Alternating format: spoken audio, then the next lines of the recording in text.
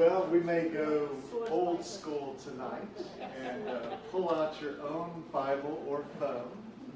We'll see if we can get the signal working. It was somehow not connecting the computer with the projector. So we'll see if we can get that. It's time to go shopping for a new computer, right? What's that now? Time to go shopping for a new computer. I don't know. Was definitely displaying something here. So, but we'll go ahead and just have a few opening remarks before we get into Luke chapter 23.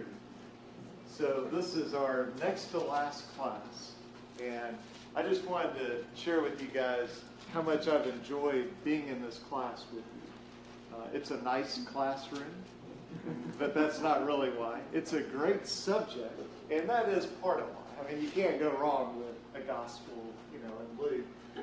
But it's really you guys. I told you at the very beginning I wanted class to be not where I'm lecturing to you, but I wanted you guys to provide the answers, because within this room is all the knowledge we need. And you guys have done that and have just been fantastic. So it's been very enjoyable for me. So I appreciate you guys doing everything that you have done. So before we actually start at Luke 23, let me ask you a very simple question. And remember, if it looks like a softball, it is. Okay, so no overthinking it. On a scale of 1 to 10, 1 being very low confidence, 10 being incredible confidence, how confident are you in the Holy Spirit's ability to do whatever work He has decided to do? 11. And 11, okay. Very good. Now, part of His work is, and probably the thing we think about the most, is making sure that we have the Scriptures, that He inspired men to write, and then as we sometimes pray, that those writings have been preserved down through the ages for us. So how confident are we that the Holy Spirit could, for example, make sure that those of us who speak English have a translation or multiple translations that would give us enough information to know what to do to be pleasing to God? Scale of 1 to 10. 10, okay. So I want you to remember that, because we're going to go through this chapter 23, and we'll cover everything in it, but we'll really focus in on 2 stories that I think are really remarkable stories.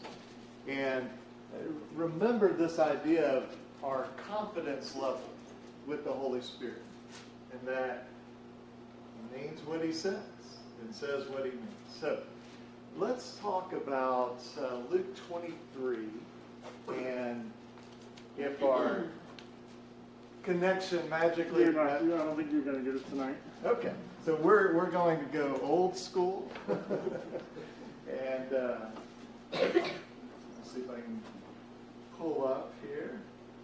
So now my eyes aren't so good, so I have to have big type, so probably y'all could read this. But if you don't, then, or if you can't read it, just look in your own Bible, Luke chapter 23. Thank you for checking on that. So in the first couple verses, we're going to have, remember, Jesus has been brought before somebody. So let's look at Luke 23. The first verse says they brought Jesus before Pilate. And verse 2 tells us they're accusing Jesus of a couple of things. What are the charges that they make against Jesus? Because here's Pilate, he's the civil governor, and he's saying, okay, what's the deal? And they're saying, here's the couple things that Jesus did that were so terrible. What were those? Misleading the nation. Okay, misleading the nation. Forbidding us to not pay taxes. Yeah, forbidding the paying of taxes. Now, the misleading the nation, that's kind of vague. The not paying taxes is pretty solid. What's the ironic thing about them saying Jesus forbid us to pay taxes to Caesar. He told him the opposite. He said, that's right. I mean, they're just completely lying here. Remember, they brought in the, can we pay taxes? He says, show me the coin and render under Caesar that which is Caesar.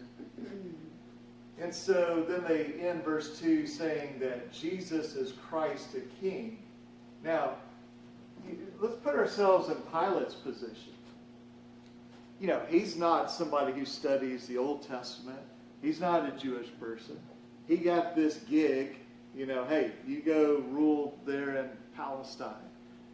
Probably not the most attractive assignment ever, okay? And so, he's listening to them drone on about this, and then they say, oh, and this guy Jesus says he's a king.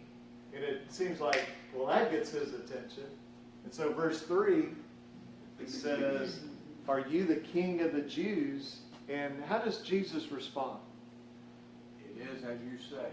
Yeah, you said it, And so Pilate, verse 4, said, I find no guilt in this man.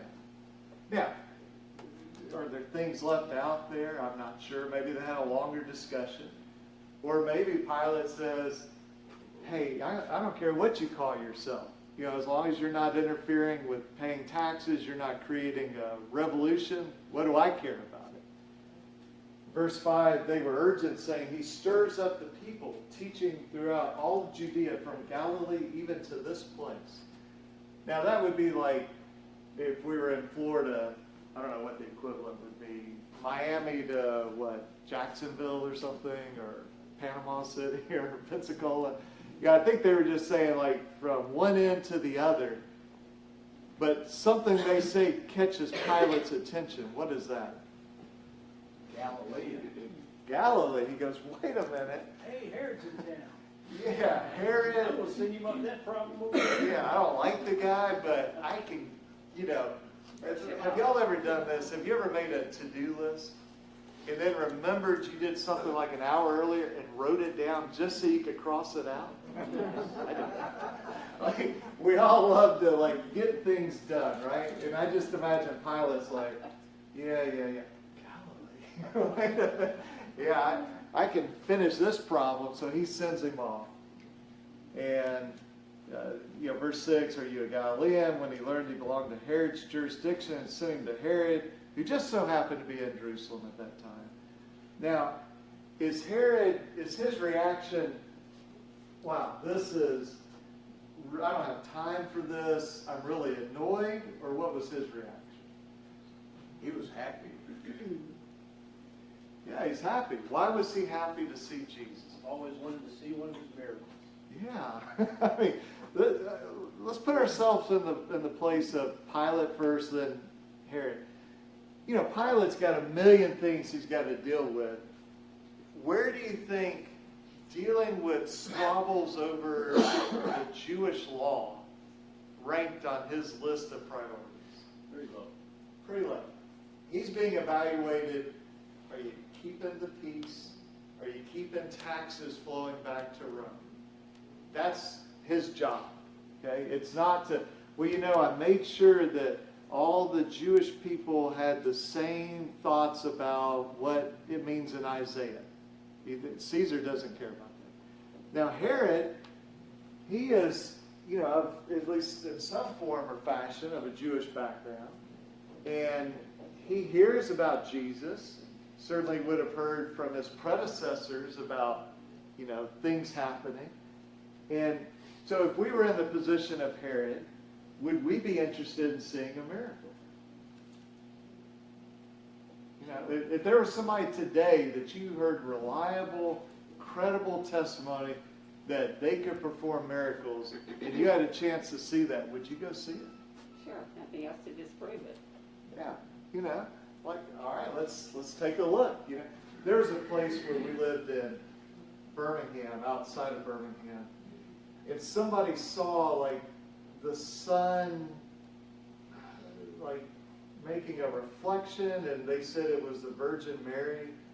And thousands of people would come down this 2-lane road to go see that. Okay? But now, if you tell me somebody that's dead can be brought back to life, or somebody that's paralyzed can be healed, I'm really interested in that. And so Herod is excited about this. And so verse 9, Herod questioned Jesus at some length, but Jesus made no answer. What frustration level do you think Herod is experiencing at this moment? About 10. Okay. You know, hey, this is a fabulous opportunity. I get to see a miracle, and Jesus just standing there. Now, Jesus responded in the last chapter. Jesus responded to Pilate. Why not to Herod? Why won't he talk to Herod? They put John to death. Okay, putting John to death. Okay. And, you know, there just seems to be not much, can I say it this way, redeemable about Herod. Okay. But for some reason, Jesus decided, I'm not going to answer. And now, if we didn't have verse 10, we might think this is just Herod and Jesus, like a private audience. But who else is there according to verse 10? Yeah, we got chief priests, scribes. And look at the language. I use the ESV. It says, vehemently accusing Jesus. What do your versions say? New American Standard says vehemently. Okay. In the last, well, let's just say this year, other than tonight, have you ever used the word vehemently this year in a sentence? Okay.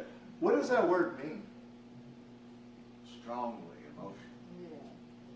Yeah, it's, you know, if this is like average and this is really strong, I mean, this is like off the charts, okay? They are just, you know, I remember hearing Don one time preach, and he said, here's a Southern expression for you guys. This person had a come apart, okay? So that's a good Southern expression. And that's the idea I get with these people. They're just going crazy here, okay? And verse 11, Herod and his soldiers treated Jesus with contempt and mocked him. They arrayed him in splendid clothing, sent him back to Pilate. Why didn't Herod just kill him? Only Romans put people to death, I believe. I Okay. don't know that he was a Roman. Yeah, he didn't really have that authority. Why didn't Herod send back a letter saying, I find this man guilty of capital offenses and he should be put to death?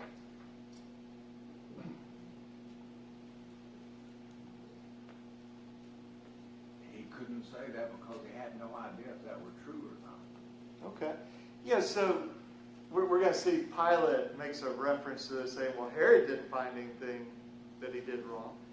So Herod's a bad guy, but we got to give him a little bit of credit.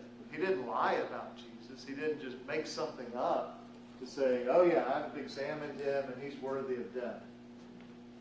So then, verse 12, Herod and Pilate became friends with each other that very day.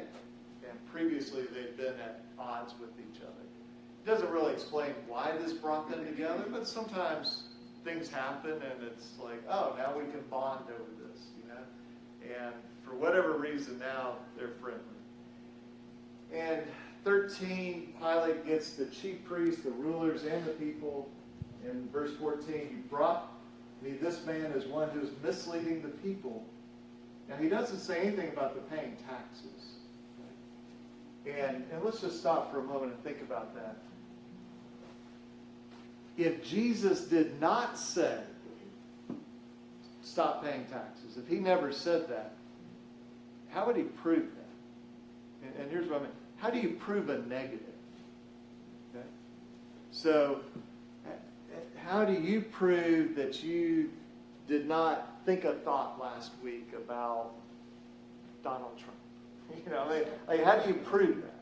Right? No one knows my mind. So I can't That's prove right. it. And so, you know, it's very difficult when somebody says, well, you did something, to be able to say, well, other than just denying it, like, how do I prove something didn't happen? You know?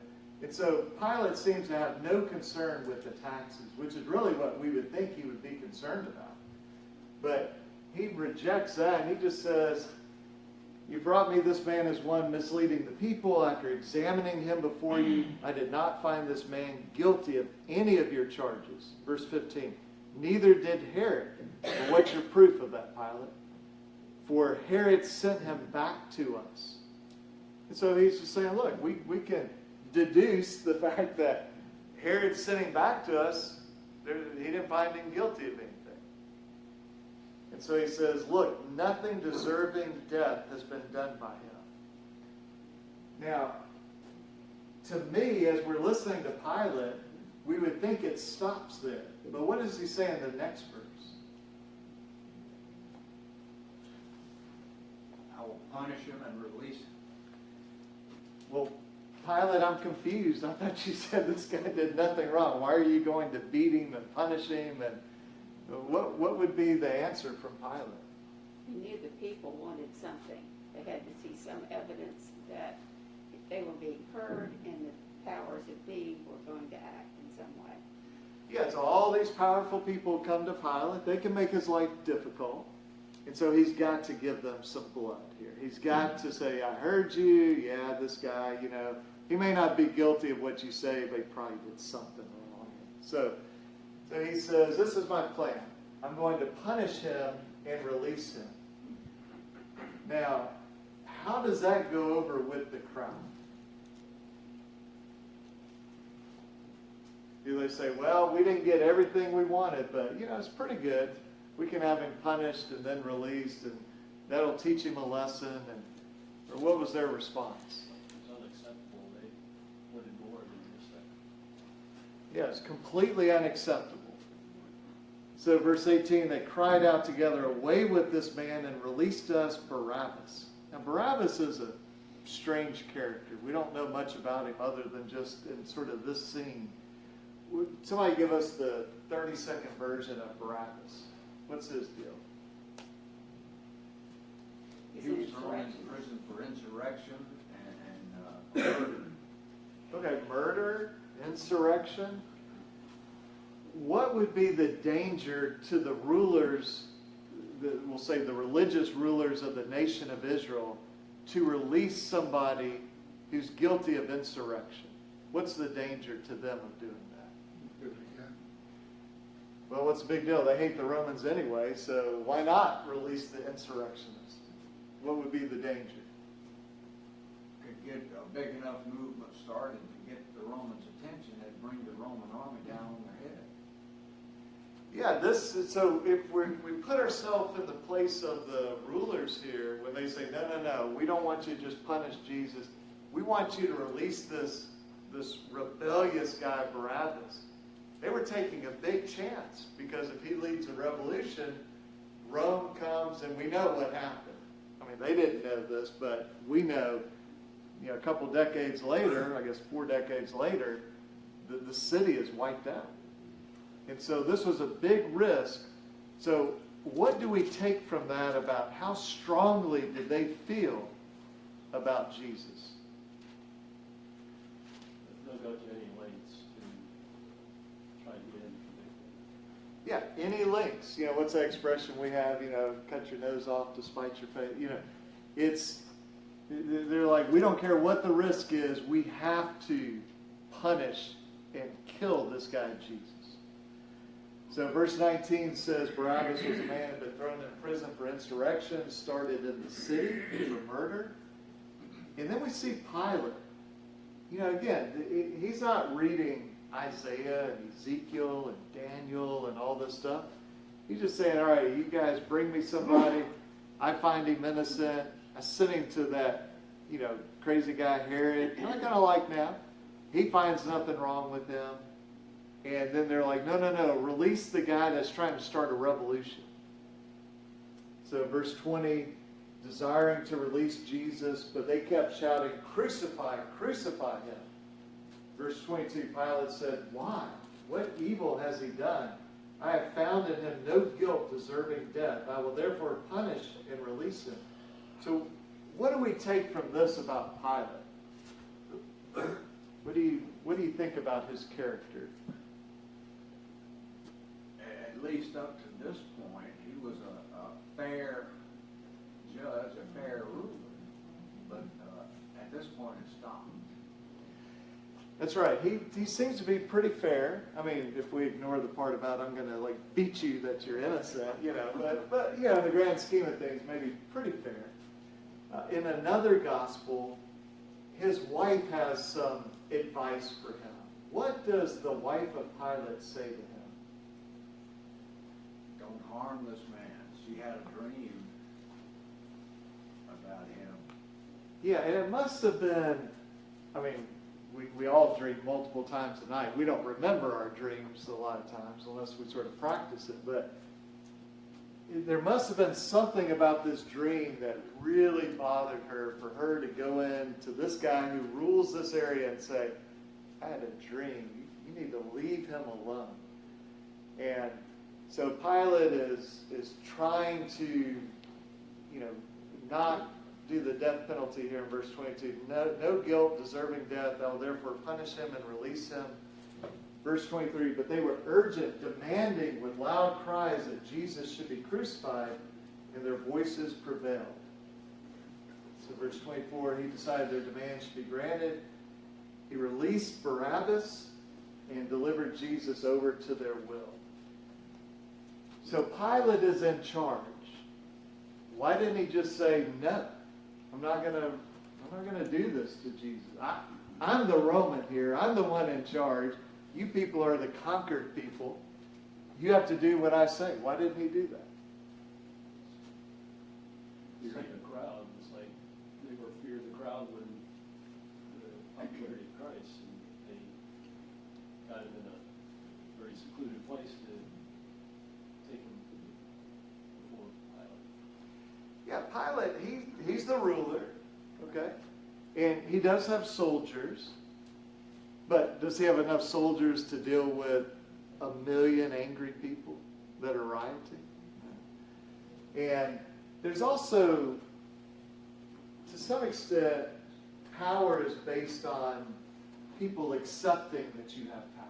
So there's a famous line in World War II where the Allies are talking about the Pope, and if I remember the way the line goes, the Pope, or Joseph Stalin of the Soviet Union says, and how many tank divisions does the Pope have? You know, like, what do I care what he thinks, you know? And so, you know, we've seen this some, even with this in our country, with the Supreme Court.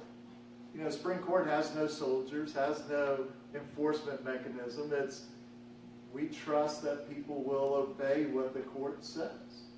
And so, yes, Pilate was in charge, and he did have soldiers, but he did not have enough to crush a rebellion in Jerusalem. And if he sends a message back to Rome, hey, I've got a full-scale rebellion going on, does that make him look good or bad in his next performance review? Okay, bad, all right?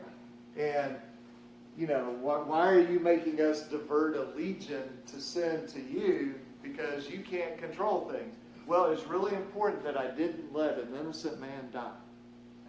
I think in Rome, they're like, what do we care about that? Just keep the peace. What was that called? The Roman peace? Pax Romana. You know, it's hundreds of years of peace. It wasn't peace because it was butterflies and rainbows. It was peace because if you got out of line, you got crushed. And so, but it's very expensive to rule that way. So Pilate is trying to, you know, look out for himself here. And so verse 26, it says this would be the rulers, the chief priests. They led Jesus away. They see Simon of Cyrene, laid on him the cross to carry it behind Jesus. Why are they making this random guy carry and when it says cross, I assume the cross beam, not the whole cross, but why are they making him carry it? Jesus had been beaten to the point of death almost, and he just had run out of steam. He couldn't make it any farther. They had to do that. And we don't really get that from the book of Luke, do we? You know, he's been arrested, are you the Christ? You said so. What further need have we of witnesses? That's where we left it last week. And then he's talking to Pilate, he's talking to Herod. Well, he doesn't talk to Herod, but he listens to Herod.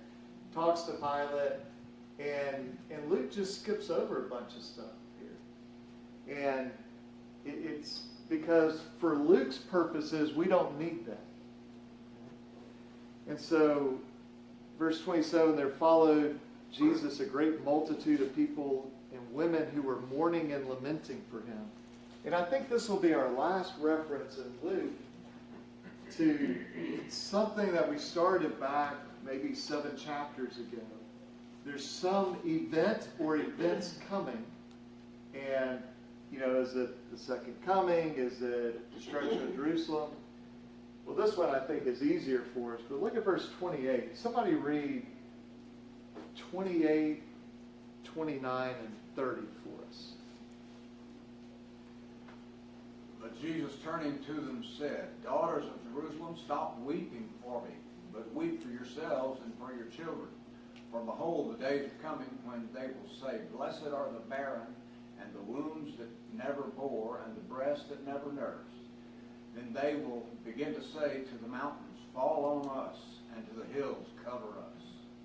So he says, now he's aware enough, he can hear or see them crying over him, and he has the ability to respond to them and says, don't worry about me. There's bad times coming for you. What do you take that he's talking about? Yes? The impending destruction of Jerusalem. Yeah, I think that's the natural answer that we would come up with, that he's saying, this thing is coming. Now, it's not coming the next day or the next week, but, you know, I was driving here and I saw a license plate, a Florida license plate, and it said something like, from 1565 or something. And I said to my son, you know, that's really old. Like, I guess this state's been around a long time. Now, I guess if we were in Europe, they'd say, oh yeah, there's a new building. You know, we built it in 1565. But for us, you know, our sense of time's a little different. But think about for the people in Jerusalem. You know, Jerusalem's been there all this time. If you sort of look at the money in the Old Testament, it does not appear they have inflation. You know, things are sort of the same price. And so, you know, for something to be 30, 40 years in the future is really not that long. And so then there's this sort of odd verse, verse 31, for if they do these things when the wood is green, what will happen when it is dry? And evidently that's some expression that they had. What do you think Jesus is saying with that expression? Remember the context, the women are crying about him, and he says, hey, don't worry about me. Bad times are coming for you guys. So what does he mean with that expression? Perhaps things are prosperous and there's days coming that there's not going to be that prosperity any longer. Yeah, you know, things are good now in the sense there's no rebellion, there's no legions on their way to crush Jerusalem, and look what they're doing to me. Now, what's going to happen when there's a revolution? Yes, sir. I could be wrong. What it means to me is if they kill the Messiah, the hope of Israel, what will they do? How bad will it be for the nation of Israel? Yeah, I think we may not understand the exact details, but the sense seems to be if they're doing this right now, remember, there's a guy with a cross being, I mean, they're taking Jesus, and he's bloody, and he's torn up, and he's saying, if this is happening now, what do you think is going to happen in the future?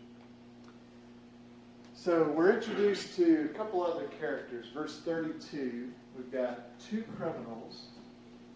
And verse 33, the place called the Skull. Why is it called the Skull? Do you know? Yes?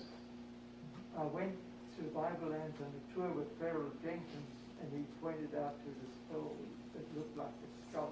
Okay. He possibly Jesus was crucified? You know, we have things like when we're learning geography, you know, you've got Italy, and it kind of looks like, what, a boot or something, and, you know, or we say, well, this thing in geography. So this is nothing new. They're just saying, hey, this area kind of looks like a skull, and so that's what it was called. And look how casual the Bible is about this. Verse 33, there they crucified him. Why would Luke, and ultimately behind Luke, why would the Holy Spirit not explain in detail what it meant to be crucified? Everybody knew. Everybody knew? Okay. It was not uncommon. Yeah, this was the ultimate death penalty. And I can't remember if it was Jonathan or maybe Don last week, I think, talked about sort of the shame of this. You know, the way that this crucifixion happened. Particularly for Jewish people, although they didn't invent it for the nation of Israel. This was used throughout Rome. But, you know, there was something about being cursed and on a tree. And so, in a sense, this violated that Old Testament rule. And what do you think? Was Jesus crucified and they give him a new full garment to cover his arms and his legs? And how was he crucified, you think? They were casting lots for his garments. Yeah. Now, did they leave him anything? I don't know. But part of the idea of this crucifixion is the shame of it. And, you know, we sometimes say, I know I've done this, and this, technically we don't know that this is true. I think it's pretty certain it's true, that Jesus' profession would have been that of a carpenter. Okay?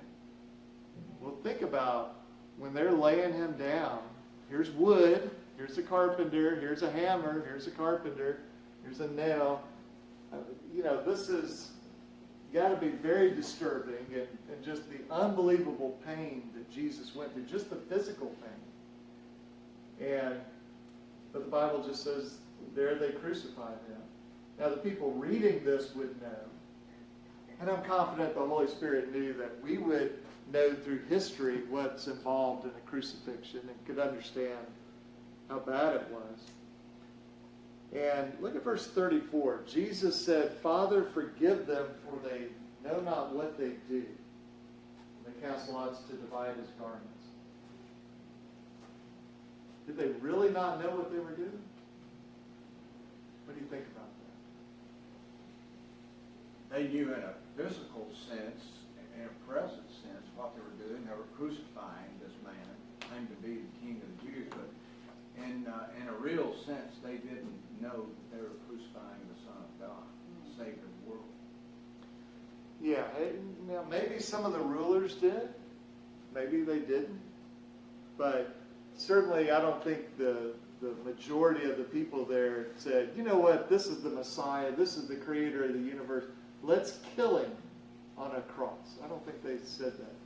They, you know, were either confused or willfully confused. You know, like when we have Lazarus being raised from the dead in the book of John, and they're like, well, here's our solution. Let's kill Lazarus, right? So this is, sometimes people intentionally close their eyes to the truth. And so now we get a couple of groups, and I want us to just take a moment and for each of these groups, see what we can come up with. People stood by watching, but the rulers scoffed at him, saying, he saved others, let him save himself, if he is the Christ of God, his chosen one. Did they really think he could save himself? And they were trying to motivate him to save himself? Or was this just to sort of dig the knife a little deeper in him? I think it's just to mock him. What's that? Mocking him. Yeah, just making fun of him. You know? And the soldiers, verse 36, they mocked him. And if you are the king of the Jews, save yourself. Now, put yourself in the position of Jesus. You're nailed, literally nailed to this cross, this public, shameful way of dying.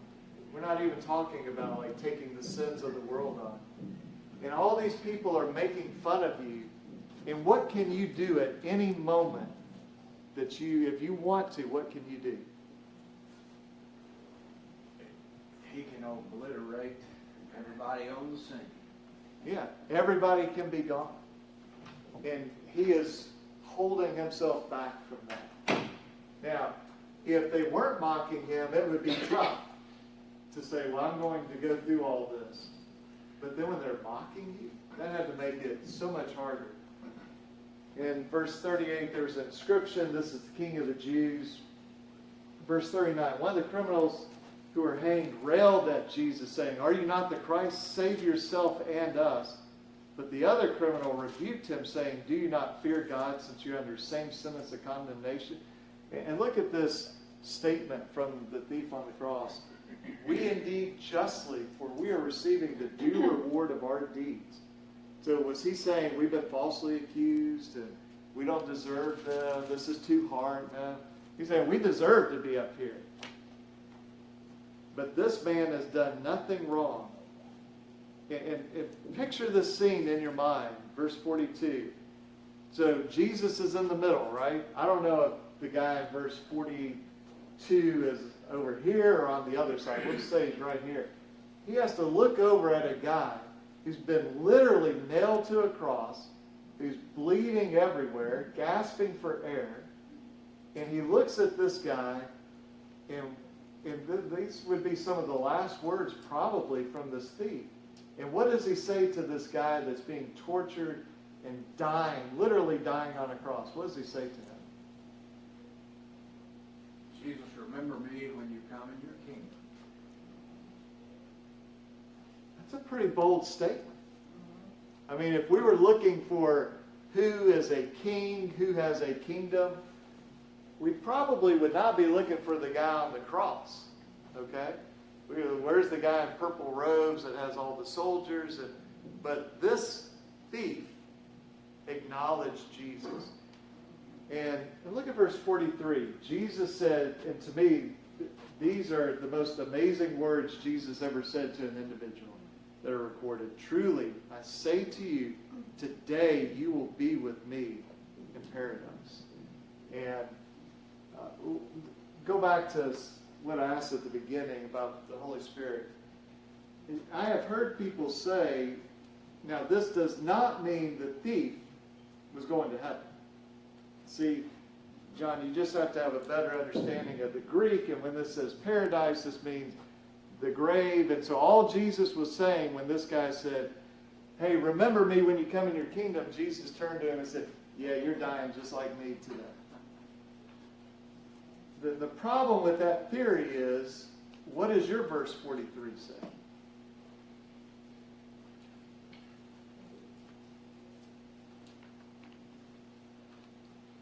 It says, you're going to be with me in paradise. Now, if we start, I suggest to you, we start going down sort of a dangerous road if we say, well, all the translators got this wrong, but I know better than all the translators, and the Holy Spirit was incapable of having a proper translation. Yes, sir.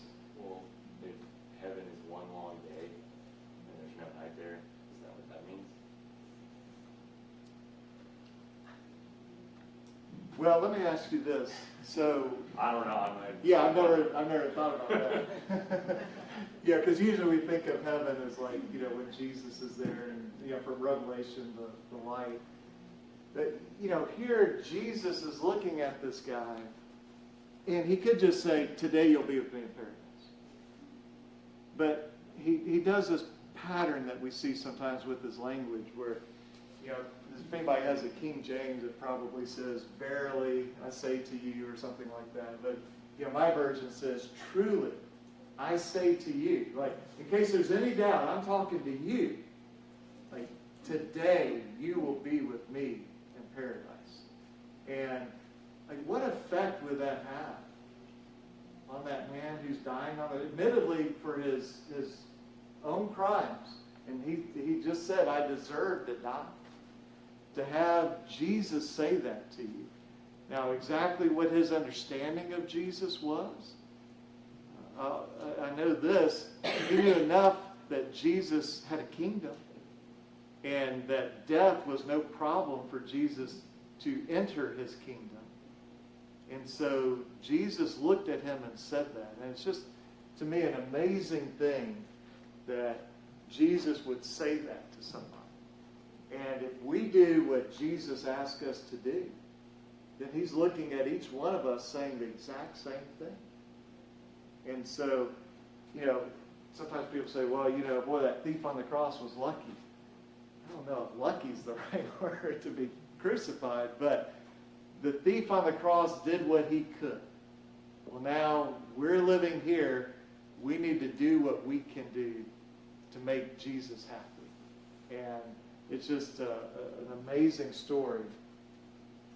We're going to get one more here in just a second. So verse 44, there's darkness for 3 hours, sun's light failed, the curtain of the temple was torn in two.